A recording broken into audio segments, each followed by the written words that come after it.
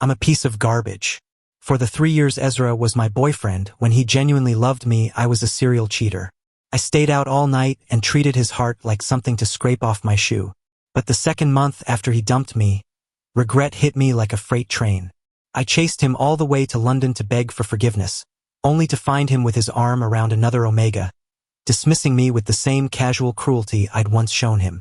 Panicked, I tried everything to make him stay, but Ezra was unmoved.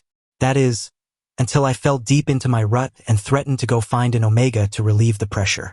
Get pregnant, he said, and I'll forgive you. I am pure scum. Ever since I was a kid, I've scoffed at things that came easily and coveted the moonlight I couldn't reach. But once I schemed my way into holding that moonlight, it tasted like chewing wax. I just wanted to shake off the sticky rice residue. So, by the second month of Ezra becoming my boyfriend, I was bored. I couldn't remember why I had pursued him so hard, why I'd gone to the edge of a cliff to learn all the extreme sports he liked, or why I'd bet my life drag racing against a rival just to win him over. Ezra was clearly just a deeply boring beta. He didn't have the sweet pheromones of an Omega, and his personality was stiff as a board.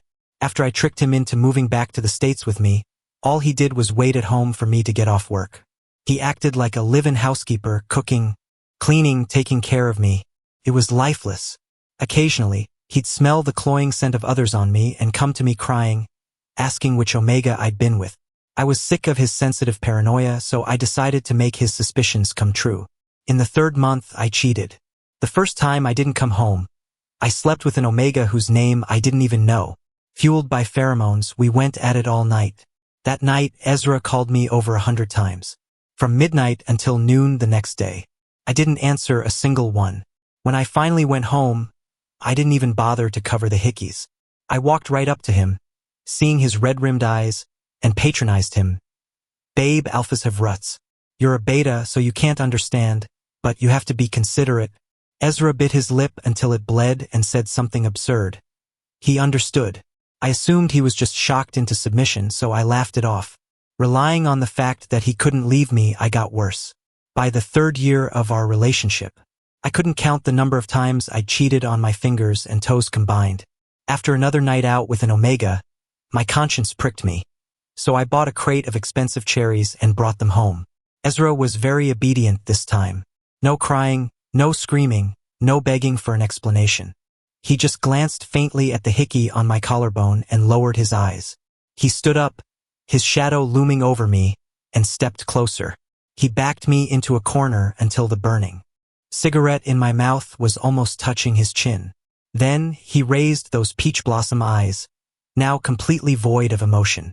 He looked straight at me and said, "Let's break up, Julian." I bit down on the cigarette butt and smirked. Then, like always, I patted his head and coaxed him symbolically. "Don't throw a tantrum, babe. Look, I brought you something nice today. Your favorite." "I'm not throwing a tantrum."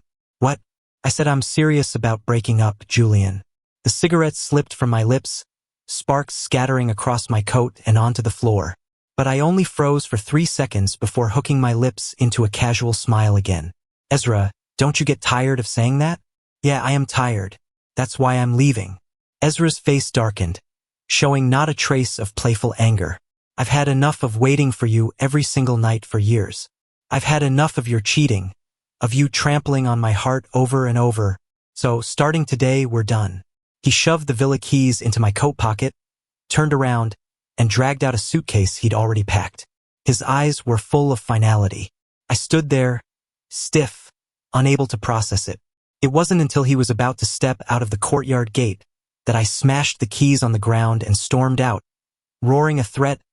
"Ezra, if you dare walk out that damn door today, you can die out there for all I care. Don't you ever come back." Ezra stopped. He put down his luggage, turned around with a cold face, and walked back toward me. I let out a sigh of relief, immediately suppressing my anger and putting on a mocking grin. "Babe, if you wanted some compensation, just say so. Why put on such a show? I haven't returned this yet." Ignoring the smile frozen on my face, he slid the diamond ring off his ring finger, pressed it into my palm, and spoke coldly. "Goodbye forever, Julian." Ezra left. The entire villa suddenly felt cold, dead silent. I stood frozen in the courtyard for a full 30 minutes. Only when the sun went down did I storm into the wine cellar. I drank 2 bottles and smashed 50. Red and white liquid flowed everywhere. It soaked my coat and eroded my sanity. In 3 years, I never thought Ezra would initiate a breakup. Because he had no money. Because he was still deeply in love with the old me. Because he had cut ties with his family and wasted his potential. Relying on me for 3 whole years. I never thought there'd be a day where I got dumped. The reason I hadn't broken up with him all these years, even though I didn't love him, was his face. I was bored of him as a person, but I wasn't bored of that beautiful face yet. So after he left, I wallowed for a night. The next day, I crawled up and went to a club to find a hooker who looked like him. Omegas know how to please people. With just a few sweet words, he had me melting. Unlike Ezra, who was always cold-faced and doing chores, rarely giving me a smile. I should have kicked Ezra out sooner and brought a well-behaved substitute. Home.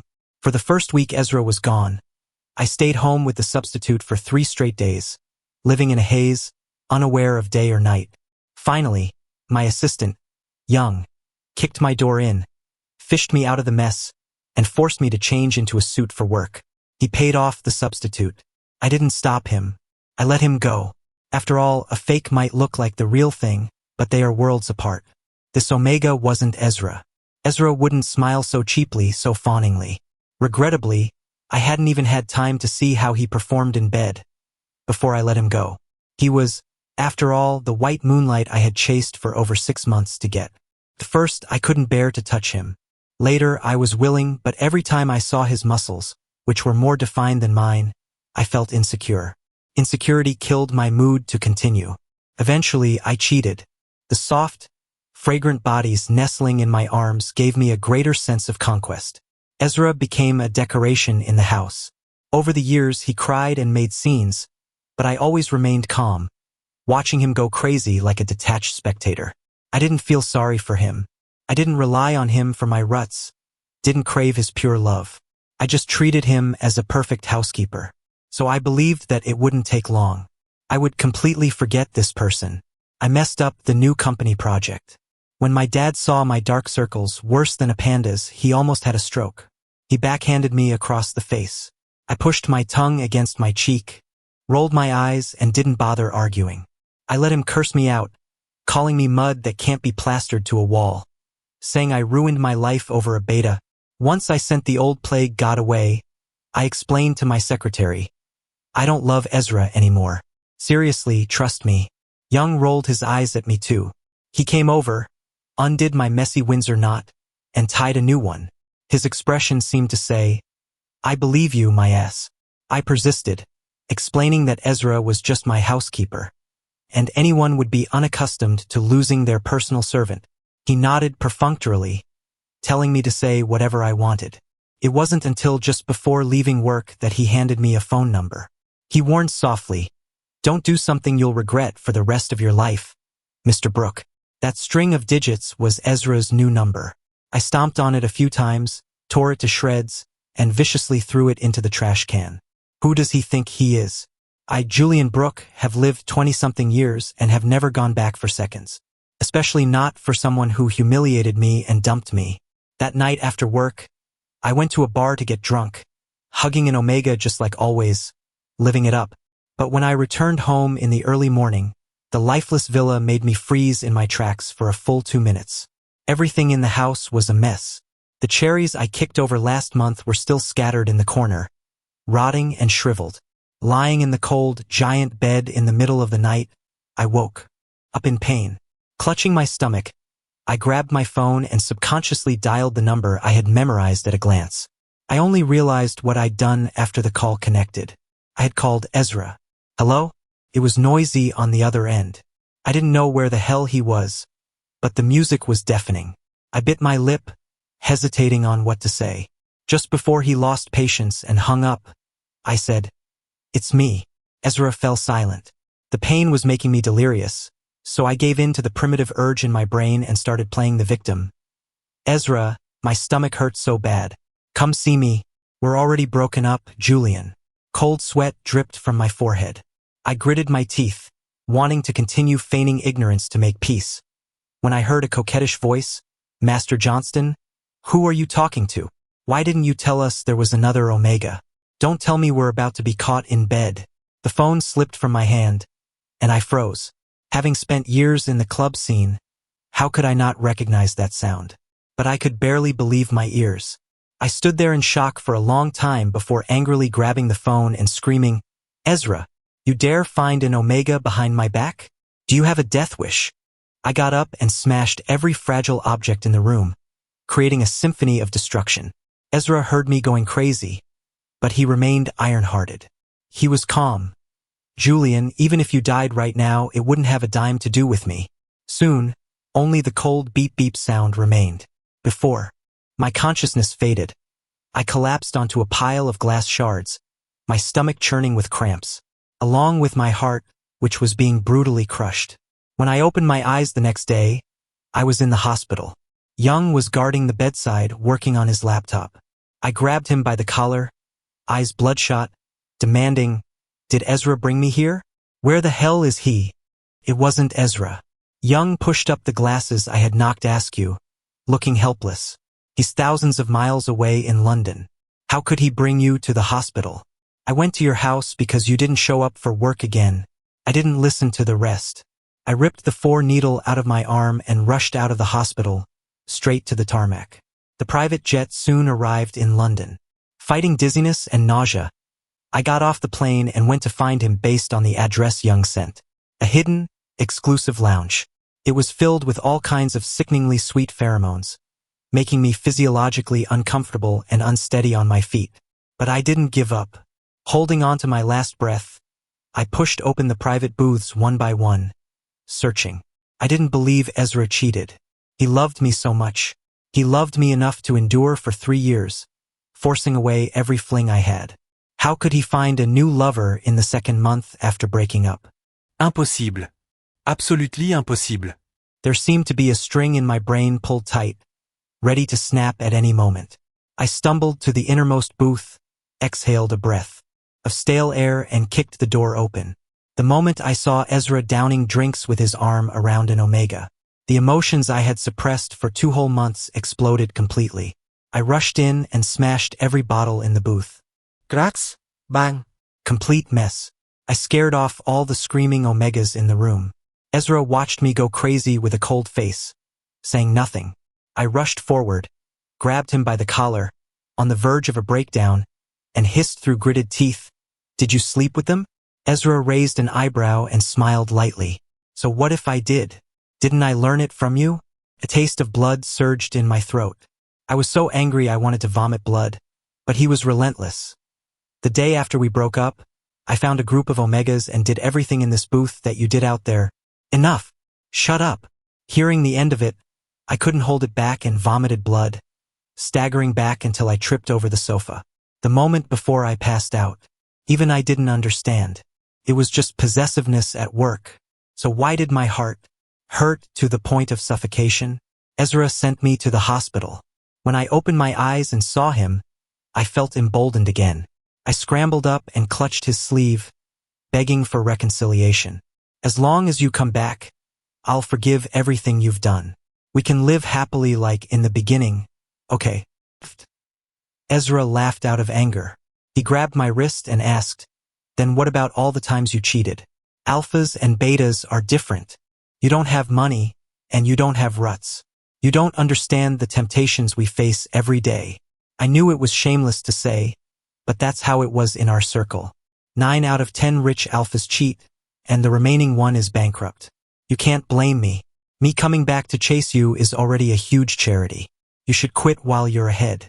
I spoke with self-righteous confidence, but Ezra's face grew darker. He simply placed a hand, hot enough to burn, on the back of my neck, rubbing my gland, and looked up coldly. The day after we broke up, you brought an Omega who looked like me home and shacked up for 3 days and nights, right? I had no defense. Ezra smiled indifferently, his eyes icy. So, Julian, what right do you have to question me, or talk about getting back together? Ezra seemed to have changed. Back in London, his familiar turf, he took up extreme sports again, spending his days in bars and clubs, showing none of that docile, domestic demeanor from before. The current him was like a wild horse off the reins, unruly, rebellious, completely out of control. I was both afraid and inexplicably excited. Even my long-dead heart seemed to come alive. I finally had to admit Ezra was still Ezra, the same Ezra I would have died to get. I simply couldn't let him go. The day after I was discharged, ignoring Young's warnings, I stubbornly stayed in London to pester Ezra. He couldn't stop me, so he flew over to offer strategies to help me win him back quickly.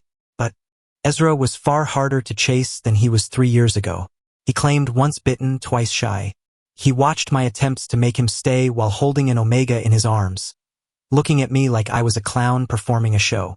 It was exactly like how I used to test his limits. The boomerang I threw 3 years ago finally came back around. But I didn't give up. For a whole month, I lowered my dignity, using every tactic soft and hard. He remained unmoved. Even when I threatened suicide, he just called me childish and walked away. Growing up, there was nothing I wanted that I couldn't get. Ezra put me in a situation of near despair. For 3 whole months. Until that night when my rut hit. Teetering on the edge of collapse, I smashed up the entire private booth and threatened to go out and find an omega for relief. Ezra, who had been cool for 3 months, immediately darkened his face. The air around him suddenly surged with oppressive pheromones unique to an S-class alpha, freezing me in place instantly. Without a word, he dragged me into the adjacent hotel and pinned me to the bed. The smile on his face was terrifying. "Julian, why is your wicked heart still beating? Thinking of finding an omega?" A pungent scent of orange blossom filled the air, almost overpowering my agarwood scent. My alpha instincts screamed at me to run, but I was slammed back down heavily. "Didn't you want my forgiveness, Julian?" The slap that hung in the air didn't fall, and I swallowed the curse words.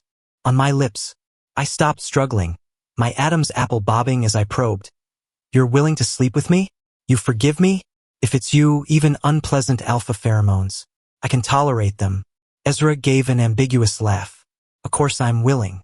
But he leaned in, pinned me down, and raised an eyebrow. "Get pregnant tonight and I'll forgive you. Deal?" I wanted to kill Ezra. If not for that face, I would have killed him even if it meant dying myself. That lunatic who pretended to be a beta housewife for 3 years. He bit the back of my neck over and over, injecting pheromones. Pheromones that simply couldn't dissolve in alpha blood. We dated for 3 whole years. This was the first time I met the real him. So malicious, crude, and despicable. A fellow alpha. When I woke up the next day, the goose-down duvet next to me was stone cold. If not for the throbbing pain at the back of my neck, I would have really wanted to treat last night as a nightmare. Wake up and pretend nothing happened. But in fact, I had to deeply memorize this humiliation to blackmail Ezra into coming back. It was the only way. But Ezra's reaction exceeded my expectations.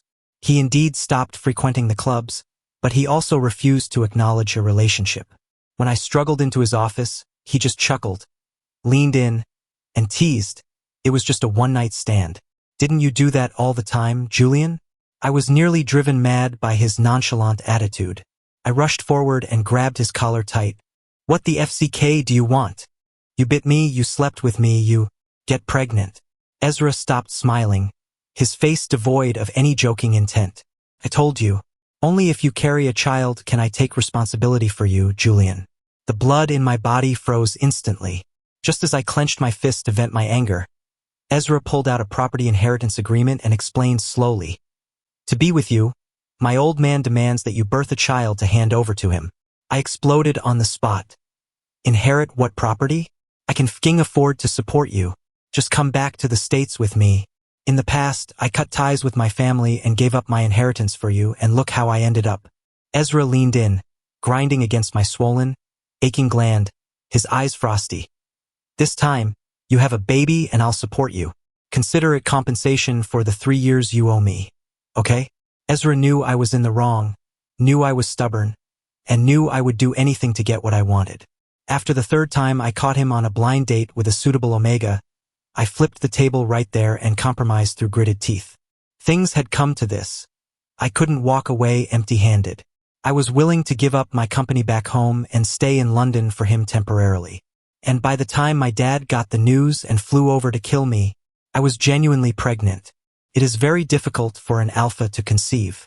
Ezra fed me a lot of pills, claiming they were supplements to help speed up the process. I trusted him, so I took them all.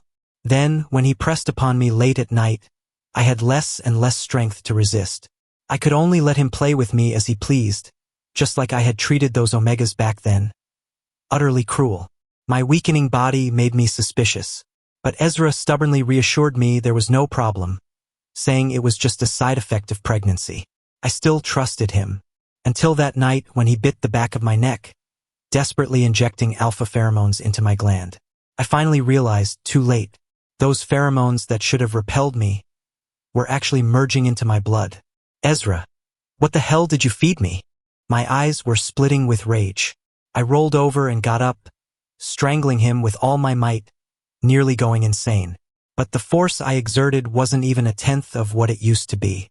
Ezra obviously noticed. He smiled, licking my blood from his lip, like teasing a trapped beast that had lost its claws. He touched the back of my neck and admitted the medicine wasn't a supplement. It was a banned drug that turns an alpha into an omega. Alphas are at risk when giving birth. I only did this because I was worried about your safety, Julian. Really. Smelling the faint scent of omega pheromones in the air, a wave of physiological nausea surged in my stomach. I stumbled out of bed and ran to the bathroom, vomiting until the world spun. Julian, didn't you like omegas so much? Ezra followed me, shirtless, bending down to hand me a glass of warm water, gently, patting my back to comfort me. Now that you've become your favorite thing, why are you disgusted? Don't throw up. FCKU. FCKU. I slapped the ceramic cup out of his hand, scrambled up, and tackled him to the floor. Ezra, do you really think I can't bring myself to kill you? I'll kill you right now. I'll FCK your... Kill me? How? Ezra lay pinned in the glass shards but still had the mind to stroke my legs straddling him, smiling teasingly. Planning to let me die on top of you? Or planning to take advantage of my rut and stab me to death when I lose my mind, leaving the child in your belly fatherless the moment it's born? The anger rushing to my head mixed with helplessness, nearly suffocating me. I finally lost all strength, lying in the bathroom panting frantically, letting him carry me into the bathtub to clean me up. Halfway through the bath, I raised my lifeless eyes and asked, "Are you taking revenge on the old me?" Ezra's dark eyes narrowed, his gaze becoming exploring and playful. How can this be considered revenge? I love you, just like you used to love me. The antidote. I'm begging you. Sorry, babe. You found out too late.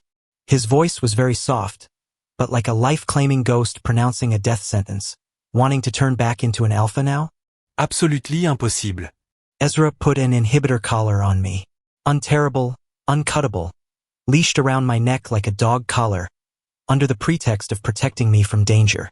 In reality, it was an invisible chain that tied me completely to this villa. My pride wouldn't allow me to admit I was an omega, to suffer the strange looks from the outside world treating me like a pet. But the child in my belly needed alpha pheromones, forcing me to stay. I tried to seek help from Young, but he calmly stated that I had already cut ties with the Brooke family. My dad has many illegitimate alpha children. He doesn't lack one difficult son like me. Moreover, the current me is not an alpha. I am an omega who would be criticized for being pregnant out of wedlock, a disgrace to a wealthy family. To this day, I finally thoroughly understood Ezra's terror, realized exactly what kind of lunatic I had provoked. He was the true vengeful maniac who would stop at nothing to achieve his goals. I regretted it too late. Ezra's revenge was far from over. After locking me in the villa, he came home less often and later. He went on business trips frequently, coming back in the dead of night covered in the smell of alcohol and mixed pheromones, pressing onto me. Every time I smelled it, I would vomit until physiological tears streamed down my face. Then I'd crawl up, crying, asking him where the pheromones came from. "Huh? Pheromones?" Ezra suddenly laughed, raising an eyebrow in feigned surprise. "Julian, are you suspecting me right now? I'm asking you where the damn omega scent came from." He backhanded the fist I swung at him, and with just a light press, pinned me to the bed. The despair of being absolutely suppressed in strength washed over me. I sobbed helplessly, and Ezra raised his hand to smooth out my furrowed brow, whispering comfort. "What are you thinking, Julian? How could I be like the old you, cheating and sleeping with random omegas? Mentioning the past. My whole body twitched, and a chill ran down my spine. He continued to stroke me gently. You know, as an alpha, I have to make money to support the family. I have so many social engagements, I have to interact with omegas. Since you're unwilling to accompany me to those banquets to ward them off, you should be understanding, right? I knew what Ezra wanted. Those banquets were full of people I used to know. Yet he wanted me, pregnant and wearing an omega collar, to declare his sovereignty, turning me into a laughingstock. A month ago, I refused to go, dead or alive. If he dared mention it, I'd fight him to the death. I thought if I endured until the child was born, I could regain my freedom. But now, Ezra triggered my paranoia time and again, making my thoughts run wild, robbing me of sleep, pushing my mental state to the brink of collapse. I deeply understood the pain he felt back then. I had enough of the disgusting pheromones on him, and I could no longer suppress the child's need for its alpha father's scent to stay rational. So, in the second month of guarding the empty room alone, I finally couldn't help but grab his sleeve and agree to go out. By the 5th month, I was showing. I couldn't dress as dashingly as before. I could only deliberately pick ill-fitting clothes, trying my best to cover this shame. Ezra scoffed lightly. He squatted down to help me button up, looking up casually. Don't waste your energy, Julian. No matter how you hide it, the pheromones unique to pregnancy can't deceive others. Why bury your head in the sand? Be good. I just want to compensate for those 3 years, to have you openly admit our relationship to the world, Julian. I forced a helpless smile. Controlling me was becoming easier and easier for him. Sooner or later, he'd play me to death. At the Johnston Corporation's year-end gala, sure enough, many old acquaintances showed up. Ex-boyfriends, hookups, former business partners, and business partners I'd slept with. Amidst the toasts, Ezra deliberately led me in front of these people, introducing my new identity to those omegas one by one. The fiancé of the Johnston heir, the omega father of his child. With Ezra there, no one discussed that I had become an omega pregnant out of wedlock. They only cast gazes at me that were a mix of morbid curiosity and pity, except for my illegitimate half-brother, Xander, who saw me like this in the banquet hall and feasted on my misery, laughing openly. He even fearlessly wandered up to us, raising his hand toward my belly. Big brother, are you used to changing from alpha to omega? The belly is so big. Let me touch my little nephew. Since we cut ties, calling him nephew isn't appropriate, is it? Ezra, who had been silent, pinned down his wrist. Xander smiled disdainfully, about to curse, but a snap came from his wrist, broken. Xander grimaced in pain, begging for mercy with a twisted face, and fled in panic. Ezra smiled and let him go. But the gentle smile on his face made me shudder involuntarily, a chill running down my back. When it was Ezra's turn to speak on stage, he settled me in a corner, allowing me to move around freely. After what just happened, no one was foolish enough to provoke me. But I knew no one would stop mocking me in secret either, especially my countless exes. While I was sitting on pins and needles in the corner, a familiar omega, arm in arm with an alpha, leaned in front of me. Mr. Brooke, long time no see. The omega extended his hand toward me, revealing over a dozen old scars on his wrist, shocking to the eye. I only hesitated for 2 seconds before remembering he was the male college student I had tricked into bed and ruthlessly abandoned 3 years ago. Charlie. After learning I had a boyfriend and didn't truly love him, he went crazy blocking my path all day, threatening suicide, demanding I leave Ezra to be with him. He said he truly loved me and wanted to marry me. I laughed, asking how much his true love was worth, and told him to get lost. During that time, Young, who cleaned up countless messes for me, had such a headache over him that he wanted to resign. Finally, someone intervened and he stopped. Years later, I never thought I'd see him again in this setting. For a moment, I was at a loss. Fortunately, Charlie seemed to have moved on. Holding on to his current alpha, he exchanged a few casual pleasantries with me, until he was about to leave. My guilt flared up, and I subconsciously stood up to grab his sleeve, muttering an apology. I'm sorry I lied to you back then, hurting you like that. It was all my fault. Charlie lowered his eyes and said nothing, but his alpha sneered, releasing hostile pheromones as he glared at me. Luring an innocent college student into bed and tossing him aside after sleeping with him. You really deserve to die, Julian. I swallowed hard. I looked up to say something, but froze when I saw the alpha's face. That alpha looked exactly like Charlie's uncle, Vincent Sue, who had gone abroad years ago. I heard he raised Charlie until he was 18, then left without a goodbye. Now appearing here, it was obvious who had made Charlie stop back then. Only this time, before I could speak, Ezra, who had been speaking eloquently on stage, suddenly rushed down and pulled me behind him aggressively. Since returning to London, Ezra had always appeared perfectly composed. I rarely saw him flustered. Tonight was the first time. After a few polite words, he pulled me into the car, his face darkening as he warned. Stay away from that man next time. No matter what happens, do not get close to him. Understand? I didn't think much of Vincent, so I nodded perfunctorily. After that gala, sure. Enough. Ezra didn't smell of messy omega pheromones anymore, and he came home more often. I gradually let go of my suspicions and curbed the unreasonable temper I used to have. I even started trying to accept my new identity as an omega and my pheromones. After all, compared to losing Ezra and suffering from anxiety at home, being an omega didn't mean much to me anymore. In the 9th month of the pregnancy, Ezra didn't go to the office much. He was willing to stay home and help me prepare for the birth, guarding sensitive and suspicious me, even if it was boring. I believed he truly loved me, and life would go on smoothly until the child was born. But accidents arrive sooner than tomorrow. Vincent somehow got my number and texted me a photo of Ezra with a girl on his arm, queuing for a roller coaster. Afraid I wouldn't believe it, he sent a surveillance video from the amusement park. In the video, Ezra and the girl of similar age were chatting and laughing all the way from the entrance, acting intimate. My hands and feet went cold as I glanced at the time in the upper right corner. For months ago, the night Ezra used a business trip as an excuse, leaving me waiting all night, calling him until dawn. My paranoia had reached its peak, bordering on a breakdown. But he didn't answer a single call. Maybe it was revenge, or maybe he also couldn't resist temptation and made a mistake. Now it seemed it was the latter.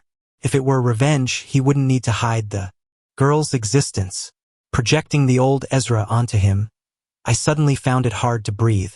I could only hide in the bathroom behind his back and call Vincent, demanding to know who the girl in the video was. Julian getting anxious? He laughed casually on the other end, almost gleefully. She's my cousin, Chloe Sue, Ezra's childhood friend, the one I personally recommended to the Johnston family as a marriage partner. Once you give birth, the Johnston family will erase your existence and publicly acknowledge her as the child's mother and Ezra's fiancée. I knew Vincent was doing this for revenge, to give me no peace, to vent anger for Charlie back then. But when he offered to let me meet Chloe, I agreed without hesitation. Even Ezra's warning to stay away from him now became evidence that he was afraid I'd discover the truth. I couldn't stand it. My heart hurt to the point of suffocation, burned by anger. I was becoming more and more like the old Ezra, desperate to keep the other person, losing my dignity, becoming hysterical. Before leaving for the appointment that day, I interrupted Ezra, who was working from home, and asked with feigned lightness, like a joke, "Do you really still love me? Ezra, have you just gotten used to my existence, treating me like an old decoration, a handy tool that you can't bear to throw away, just like the old me?" He thought my paranoia was acting up again and answered perfunctorily without lifting his head. "Stop overthinking, babe. How could I not love you? Of course I love you. This might be the last time I ask him." But he still didn't give a serious answer. Vincent really brought Chloe to see me. She looked like a perfect match for Ezra, a talented man and a beautiful woman. I just felt annoyed. I simply asked, "Do you know I've been with Ezra for 4 years, and the child in my belly is his?" Chloe nodded lightly, saying Ezra's parents didn't agree with our relationship. She laughed, then mocked. "A child born from an alpha? Who knows if it will be deformed? They want Ezra to marry me and have children. As for you, it's a wealthy family, we don't mind him playing around outside, sleeping with whoever. Help me leave, and I'll step aside for you." I glanced at Vincent not far away and lowered my voice. "He's famous in the medical field. He must have the drug to turn me back into an alpha, right? As long as you give me the drug and help me leave, I'll take the child and go, never to disturb you again." Chloe paused, raising an eyebrow suspiciously. Why should I believe you? Because your pheromones tell me you actually mind Ezra cheating very much. Omegas are always sensitive to the pheromones of their own kind. From the first moment I saw her, I sensed hatred in her scent. She wasn't as indifferent as she appeared. Chloe was silent for a long time. Finally, she hooked her lips into a smile and said, "Okay, I agree to help you leave Ezra." On the night I left, I put sleeping pills in Ezra's food and watched him eat it. Once he fell asleep, I packed my things and struggled to walk out. Before leaving, I whispered I'm sorry to Ezra. Sorry that those 3 years I failed him were so terrible. To make up for the past, I had been trying hard to change, trying to become what he liked. But I could absolutely never achieve his level of endurance, losing my bottom line. Chloe's meeting point was at the pier. She brought a box of artificial pheromones to handle the pregnancy, which also contained the antidote to turn me back. After thanking her, I boarded the boat. But before I could even sit steady holding the medicine, a group of bodyguards in black with knives suddenly rushed out, blocking all escape routes. People on the boat started screaming, running around trying to escape, but it was futile. They were controlled in place. Once the clamoring crowd quieted down, Vincent appeared, followed by a terrified Chloe. He toyed with a handgun, sneering at me. "Idiot! Did you really think I wouldn't discover your plot and let you get away so easily? I originally intended to trick you into giving birth before killing you. But since you insist on courting death and going to hell early, then die now." Vincent wasted no more words. He quickly cocked the gun, gripped it tight, aimed at my head, and pulled the trigger. Julian. Blood suddenly exploded before my eyes. Warm liquid trickled down my forehead, blurring my vision and plunging me into an icy abyss. That night, Vincent was arrested for attempted murder and possession of a firearm. But the person who went into the ICU wasn't me. At the critical moment, Ezra rushed over and shielded me. That bullet missed his heart by only a millimeter. He was in critical condition. He lied to me. He hadn't slept at all. He even knew about my plan to escape. Crying as I sent him onto the ambulance, he gripped my hand tightly, questioning weakly. "Now do you believe I really love you? Don't abandon me again, Julian." Later, Chloe told me the arranged marriage they talked about was fake, and the video was just an antique from 7 years ago. She had liked Ezra since junior high but lost to me in college. She wasn't resigned to it, so she tricked Vincent, wanting to send me away early. She wanted to turn the fake marriage drama into reality. My emotions were too unstable that night, and the baby was born prematurely. Fortunately, in the 3rd week of the baby staying in the incubator, Ezra woke up. I held him and cried for a long time, said many sorries, and promised never to leave him again. He smiled palely and said okay.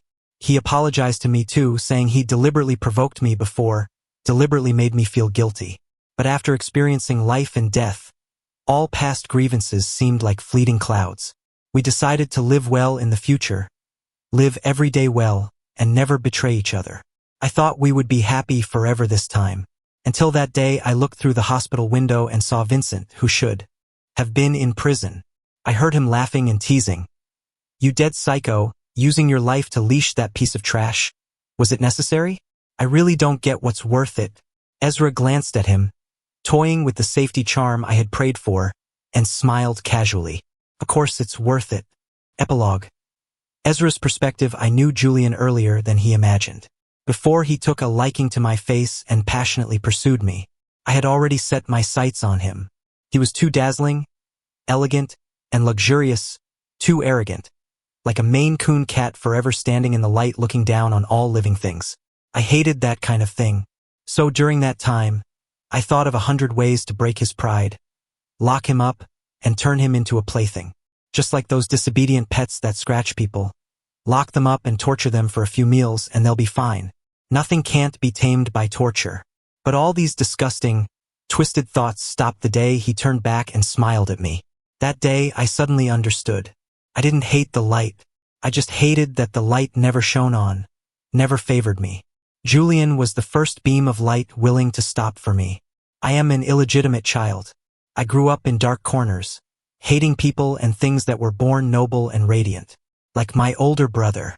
He always postured in front of me, showing off the love and wealth he possessed.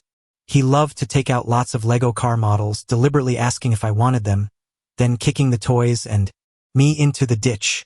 Later, I kicked him into the ditch too. But he was too fat, too spoiled, couldn't climb up, and died in the ditch. After that, all the car models in the house belonged to me. So, I deeply understood a principle. The fastest way to get something is to use dirty means. As for what you can't get, just destroy it. Destroy it, and others will be like me, unable to get it either. Julian launched a passionate pursuit of me. He displayed sincere love without reservation. He was different from everyone else who liked me. For the first time, I had the thought of walking out of the gloom. So I restrained my pheromones, packaged myself as the weak type he liked. Every smile and frown was carefully designed. He loved me almost inextricably, but he betrayed me. At the moment when I most wanted to have a normal relationship with him, he betrayed me. From the moment he chose to betray me, a repentance gilded cage tailored for him would unknowingly envelope him, trapping him until death. Vincent is my childhood friend, whom I called back from abroad. When he learned that the cub he raised by hand was treated like that, he once wanted to kill Julian. I stopped him and made a deal with him. I promised him I would tame the promiscuous alpha into a submissive omega housewife. Julian had to pay the price for his 3 years of betrayal. Chloe was an actor I hired to test Julian. I wanted him to panic when he was most vulnerable and helpless, to test if he had truly been tamed. The result? He really f***ing tried to run. Chloe was even smarter than she looked, thinking that by sending Julian away, she could curry favor with my parents and actually take the position. But she didn't know me, didn't know that the entire Johnston family was already in my pocket. If necessary, I could even commit patricide. So whether my lover stays or goes, only I have the final say. Since the child couldn't restrain him, and Julian wanted to run, I let him run. I made him fall into lifelong repentance and self-blame, forever grateful to me. Whether that is love or not doesn't matter anymore. I just want him. Vincent asked me if doing this was really worth it. I said it was worth it, because even if Julian is a piece of trash, I am even trashier than him. I will love him forever.